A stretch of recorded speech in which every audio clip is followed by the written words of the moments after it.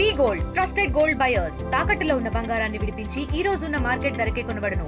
మరిన్ని వివరాలకు సంప్రదించండి 7771077720. రాష్ట్ర మంత్రి మాజీ తెలుగుదేశం అధ్యక్షుడు అచ్చెన్నాయుడు గారు చెప్తుంది, ఆడవారికి నెలకి 1500, సంవత్సరానికి 18,000 ఇస్తానని ఎలక్షన్ ముందు చంద్రబాబు నాయుడు గారు ఇచ్చిన వాగ్దానం. దానికి ఎండోర్స్ చేస్తూ పవన్ కళ్యాణ్ గారు సంతకాలు పెట్టి ఇల్లు పెంచారు.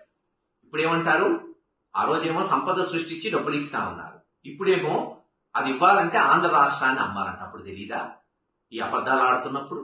లేదు, ఇప్పుడు మోసం చేయాలి కాబట్టి ప్రజల్ని ఏది తోచిందో అది చెప్తున్నారు.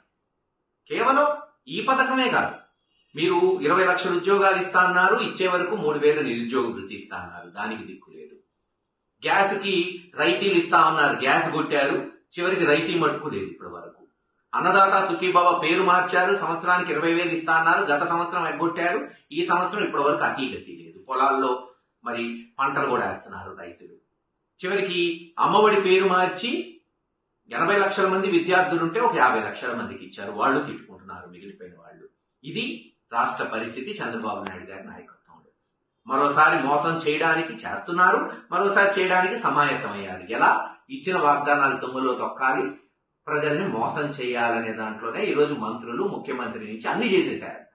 అసలు 10% కూడా చేయకుండా అన్ని చేసేశారని ఈరోజు స్పష్టంగా ప్రజల సమక్షంలో అబద్ధాలు చెప్తున్నారు. కానీ బాధ్యత కలిగిన ప్రతిపక్షంగా జగన్మోహన్ రెడ్డి గారి నాయకత్వంలో ఖచ్చితంగా ఎండగడతాం, ప్రజల పక్షాన నిలబడతాం.